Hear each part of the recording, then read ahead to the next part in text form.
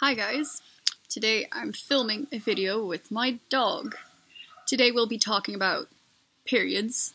If you don't want to hear about this, if you're a guy and it doesn't concern you, you're welcome to skip this video. But if you have lost your period, you haven't had your period yet, you want to have your period, then keep watching.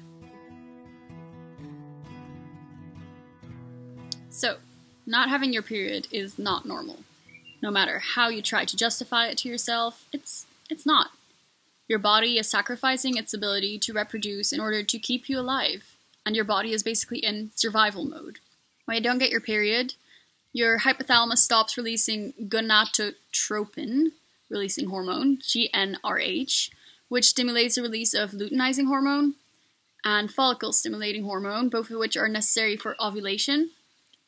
And this can have multiple causes, so number one evil is stress.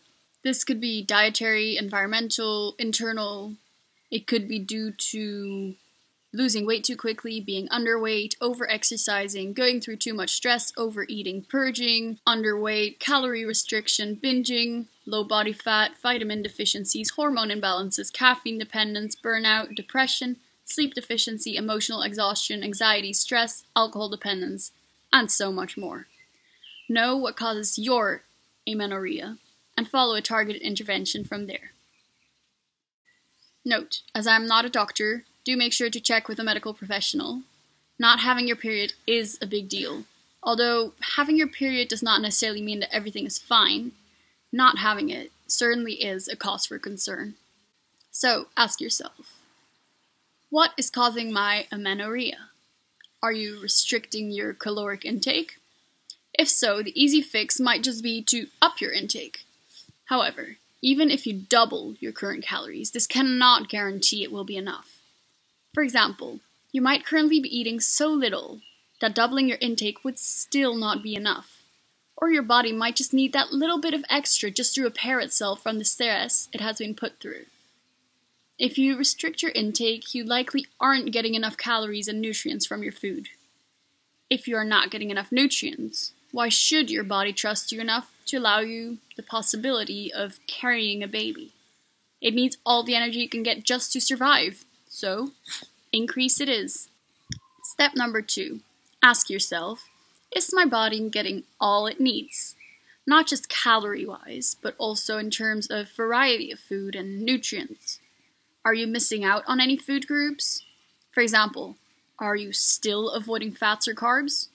No one food or food group is necessarily bad, so do not restrict or avoid certain foods.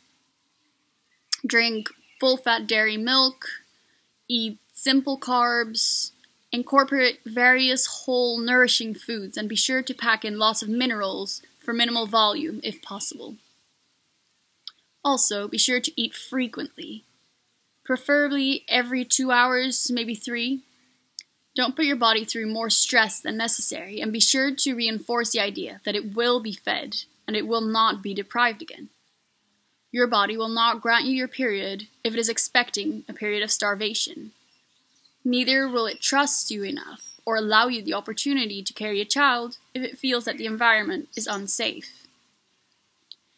In other words, if your body senses constant stress in its environment, your period is unlikely to return. Therefore, make sure your environment is low stress. Don't let school, work, friends, family get you worked up. Breathe, practice yoga, meditation, mindfulness. Be sure to get enough sleep and take enough time for yourself. Accept situations, change them if desired, and if possible, without causing tension. What really helped me was to plan breaks throughout my day. Something that was quite difficult for me at first, as I'm always busy and I just really like to engage in lots and lots of activities at once. Yoga and mindfulness also worked wonders in reducing my stress levels. Now, if an unfortunate or stressful event arises, such as missing my flight last week, I accept the situation and see what I can do about it, in response to it. I don't fight it, I don't get worked up about it, but I react to it calmly. No, missing my flight wasn't ideal, but I inhaled, exhaled, rebooked, had a not too refreshing night at the airport, and left the next morning. Another way to de-stress is to find hobbies and make time for them. For me, this includes cuddling my dog, reading, writing, walking my dogs, playing Sudoku. For you, it might be any one of these things, or it might be drawing, listening to music, watching movies. Find what de-stresses you and engage. However, do remember that not all activities are created equally. If your best way to unwind is heavy cardio, that might not be ideal at the moment. In fact, it might just be best to stop exercising completely. Hear me out. Exercise increases cortisol, stress. Stress prevents you from getting your period back. So, how to decrease this stress? Replace your heavy lifting or running for calmer me time. Instead of biking, take a stroll. Instead of swimming, pick up a book and read away. Of course, you can argue that alongside exercise, you also eat more and you feel happier. However, regardless, even if you double your intake, your body might still feel uncomfortable assigning energy to regaining your period because cortisol levels suggest that the body is under stress. There's ample clinical evidence supporting the claim that female athletes cannot return to having regular menstrual cycles with adequate bone remineralization without ceasing all activity. For example, due to injury. Exercise produces adrenaline, an opioid. Unfortunately, these inhibit the secretion of the previously mentioned GnRH, which is an important hormone for ovulation. Excessive exercise also suppresses leptin, which usually stimulates the release of GnRH, and it increases cortisol. Therefore, excessive exercise is a definite no-no. However, it is worth noting that this is only temporary.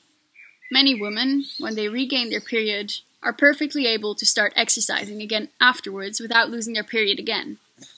Although even reducing exercise can still be too much, there's also a case to be made for slow walking or light yoga, as these can ease stress and help you relax. This, in the end, is the most important thing. Relax. Give it time. Take all the steps and then sit back and relax. It might take weeks, it might take months. Every case is different, but stress will only work against you. Breathe. Imagine yourself as fertile, happy, healthy. The mere act of visualizing this can increase your chances for success, and it certainly won't harm. See yourself in the situation you want to be in, and the rest will follow. For anyone wondering, I myself don't have my period. I actually never have had it before. So I'm in this with you. All the information I shared here doesn't come from personal experience, but from loads and loads of research, and I myself tried to follow these guidelines as well. However, as I said, different sources have different priorities, and why is this? Because everyone is different. Every situation is unique. As concerns me, I've taken a breather, I've planned regular breaks, I've checked my blood and my hormone levels, everything's fine. I don't over-exercise, I don't put my body through extreme stress. And this summer, I plan to gain more weight. I plan to reach an optimal weight without stressing or obsessing over it. And in this way tell my body that I too am ready. So there's a recap for you. Eat, eat, eat. Did I say eat? If you are not listening to your body, why should it listen to you? Even if your weight restored, be sure to nourish yourself, your mind, your body. Take a break from life's stressors, negatives, and focus on the positives. See yourself in the place you want to be in, and take steps to reach your goals every day. So, if you like this video, be sure to give it a thumbs up and to subscribe. Check out my Snapchat, Instagram, Facebook below, and share your own favorite ways to unwind and de-stress in the comment section.